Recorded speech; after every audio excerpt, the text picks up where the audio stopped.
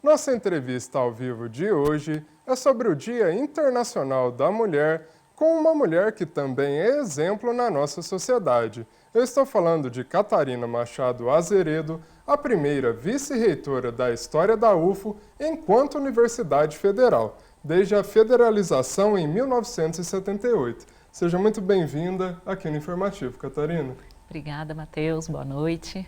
Boa noite a quem nos ouve. A gente que agradece sua presença aqui para a gente iniciar nossa entrevista, primeiro falando de um panorama da UFO, né? Número total aí de pessoas que estão na nossa instituição, né, estudantes, profissionais, a gente tem um dado de 15.442 mulheres e 14.388 homens. O que esses dados nos demonstram? O que significam na prática, de acordo com o que você pensa? Bom, ótimo, Matheus. Esses números mostram que as mulheres são maioria na universidade, de um modo geral. E isso é um reflexo da própria sociedade, né? O censo que o IBGE fez em 2022 já mostra que as mulheres representam 51,5% da população brasileira, né? Então, a gente tem uma maioria feminina. E o que isso indica para a gente, enquanto instituição? Que a gente precisa de políticas e ações pensadas por e para esse universo feminino que está dentro da universidade, né? Então, nós vamos ter demandas específicas que precisam ser pensadas para esse público que é majoritário. Com certeza. Pensando nesse número ainda, né, quando a gente vai analisar cada caso, né, cada cargo específico, né, digamos assim, essa quantidade maior é basicamente em todos, exceto nos cargos de gestão. Eu queria que você falasse um pouquinho sobre isso, por que isso acontece, e se a gente está caminhando para uma melhora nesse sentido também. Bom, perfeito. Então, a gente tem, historicamente e socialmente construída, né, uma divisão sexual e até racial do trabalho, em que as mulheres ficam muito responsabilizadas pelo cuidado doméstico, domiciliar, familiar, e isso gera uma desigualdade importante de gênero quando a gente pensa em assumir cargos de gestão. Então, a gente tem uma entrada, né, e vamos dizer, um panorama que mostra uma maioria feminina, porém isso não se reflete nos espaços decisórios. Então, isso indica para a gente que a gente precisa de políticas que vão garantir uma maior participação e uma participação efetiva dessas mulheres nos cargos decisórios. E aí a gente tem uma série de motivos, né, que fazem com que essas mulheres continuem representando a maioria nesses cargos, né? Dentre eles, além dessa divisão sexual, a gente tem violência que afeta desproporcionalmente as mulheres em relação aos homens.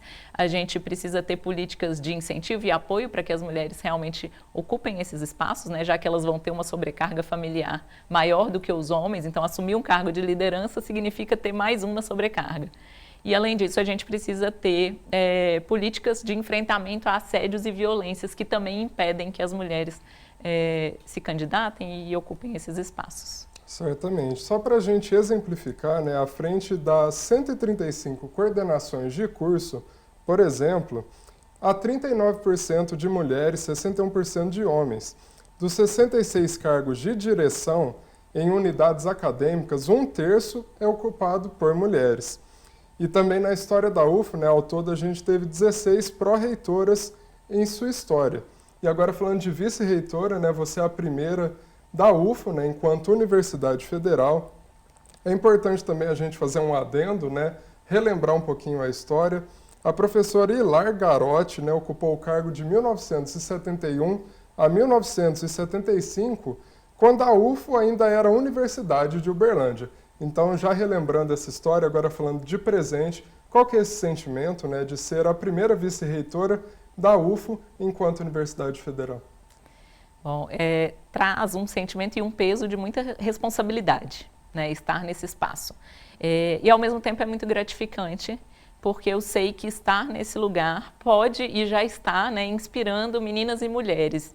E a gente tem como um objetivo de desenvolvimento sustentável, o número 5, que a gente consiga alcançar, né, essa equidade de gênero nos diferentes espaços e valorização de meninas e mulheres. Então, para exemplificar, eu recebi recentemente uma homenagem da filha de uma servidora aqui da UFO, né, que num trabalho escolar indicou meu nome como uma pessoa que fez a diferença na história das mulheres aqui da cidade por ocupar esse cargo. Então, eu acho que isso é muito gratificante. Por outro lado, eu não posso me dar o luxo de só ser uma representante feminina, né? Eu acho que é muito importante que a minha presença na reitoria, na gestão superior, ela resulte em ações concretas para melhorar e aumentar esses espaços decisórios para que outras mulheres também ocupem esses espaços dentro da UFA. Então, é uma responsabilidade muito grande, né, trabalhar para esse avanço. Com certeza. E quando a gente ainda fala de desafios, né, tanto na universidade quanto fora dela, quais são os principais ali que você pode estar mencionando? No que a gente ainda pode avançar? Perfeito. Aqui dentro da UFO, a gente tem alguns desafios importantes que têm a ver com a insegurança, eu vou dizer, no entorno dos nossos campi e muitas vezes dentro dos campi, né? Então isso afeta de forma desproporcional as mulheres e aí a gente tem que trabalhar para aumentar essa segurança. Temos feito algumas ações nesse sentido. As violências de gênero, né? E aí de novo tem sempre uma interseccionalidade racial nessa violência. A gente precisa olhar com cuidado e enfrentar o assédio, mas também o racismo, que afeta também as mulheres, né? Eu estou falando de mulheres e aí toda forma de discriminação, então isso é uma realidade na nossa universidade porque a gente é um reflexo da sociedade. Então, o machismo, a misoginia, o racismo, eles estão presentes, a homofobia estão presentes dentro da universidade, infelizmente.